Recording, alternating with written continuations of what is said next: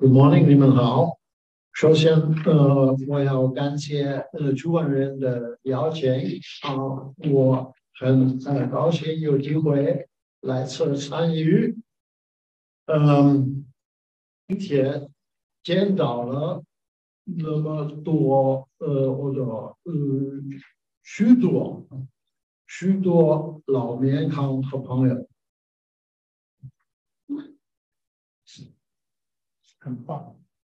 Why Taiwan matters to Europe is a topic I have been asked to discuss with you. But rather than elaborating on what most of you already know, I'd like to update my input a bit and put the focus on the question whether the EU is up to the challenge posed by the recent and most aggressive Chinese show of military force around Taiwan that followed the visit of Nancy Pelosi. My answer in brief, rhetorically, yes, but definitely not in substance. By substance, I mean how and to what extent the pledged solidarity with the island republic will translate into action. That Taiwan matters to Europe is an undisputed fact in terms of values as one of the most vibrant and stable democracies in Asia, and, by the way, with a very vivid and active civil society. In business, the island is an important economic partner for the EU, proved by the volume of trade and the large amount of foreign direct investment by European companies, and on top of it, by the fact that Taiwan is now not only an indispensable supplier of chips, but its leading companies like TSMC also are hotly sought after partners for research and development.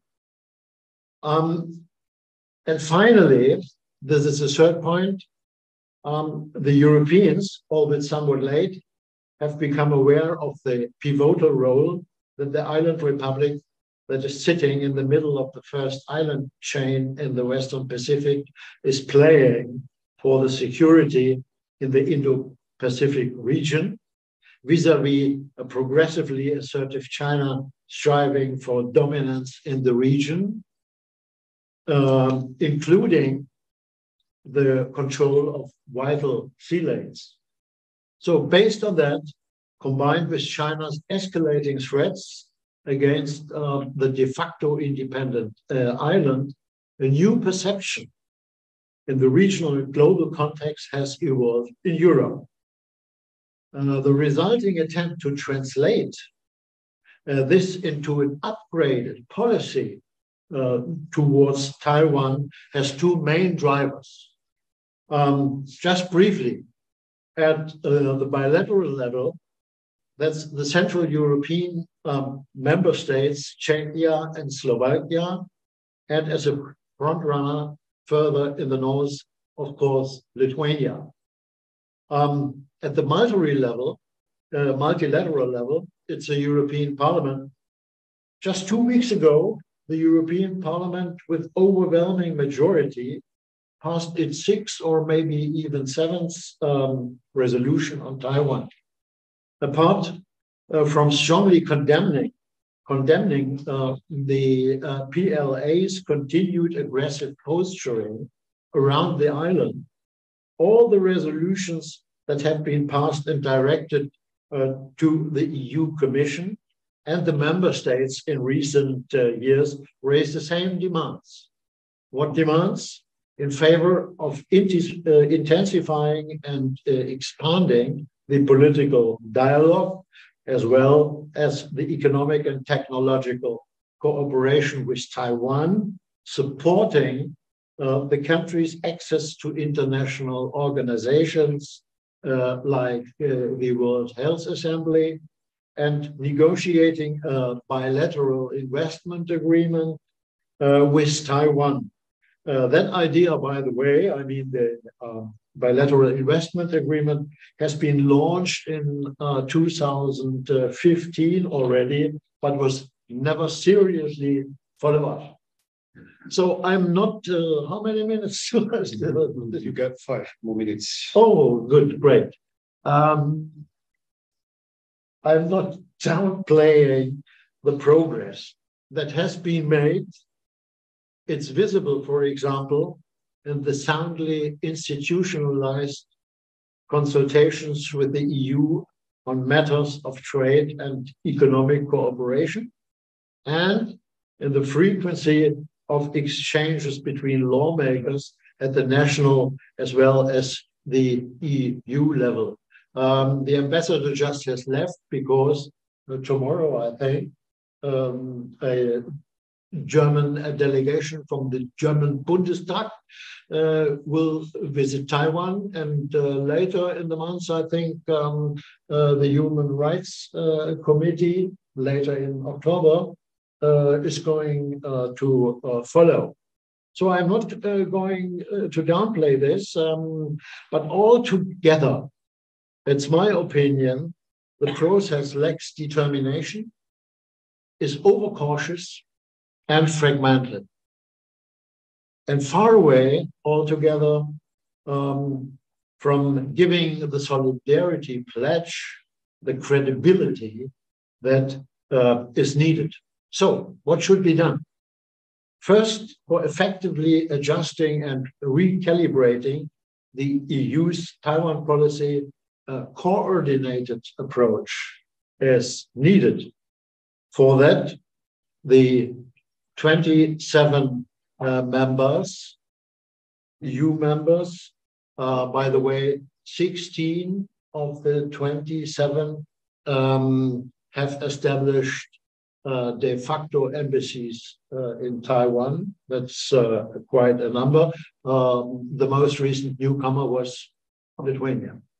So the 27 members should take a close look to what the so-called one China policy means and what not.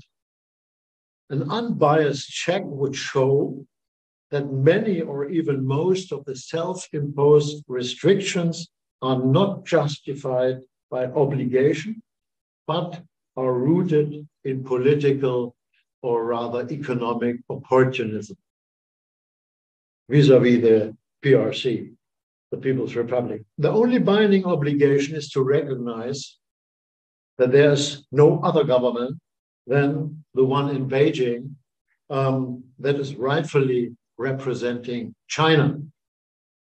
Let's take the case of Germany, because we are in Berlin. In 1997, the then economic minister in the federal government, Günther Rexroth, visited Taiwan without causing a big stir. It was up to date the last visit on ministerial level, and it's easy to guess why. Ask Angela Merkel. Another example, this summer the Speaker of Taiwan's National Parliament, Yo Se-kun, visited several European countries, with France, for example, among them, but not Germany. Whereas in other major Western EU countries, the ban of official contacts extend to Taiwan's Big Five.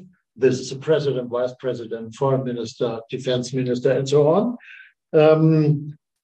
In Germany, Germany has added 2 more up to the Big Seven, including the Speaker of the National Parliament and the Prosecutor General. When Taiwan's Foreign Minister Joseph Wu last autumn visited Brussels for talks with EP lawmakers, he did it in a private capacity.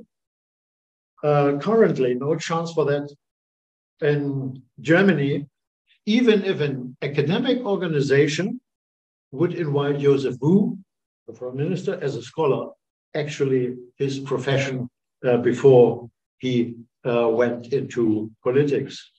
So secondly, one of the lessons the West has learned from the Russian invasion of Ukraine is that the war possibly could have been avoided by a strong and timely preventive deterrence that would have discouraged possibly Putin to invade the Ukraine. Reacting to China's show of force following Pelosi's visit in Taipei, the German Foreign Minister Annalena Baerbock has warned Beijing against escalating tensions with Taiwan by saying, quote, "We do not accept when international law is broken and a powerful neighbor attacks its smaller neighbor in violation of international law. And that, of course," she added, also applies to China, unquote.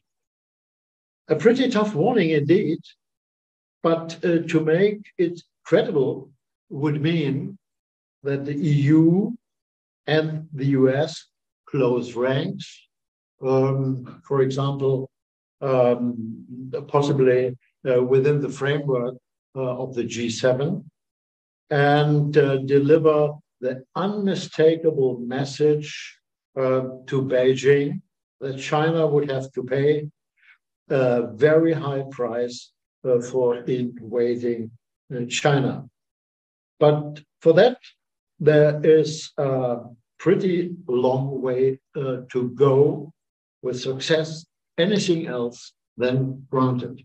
Thank you.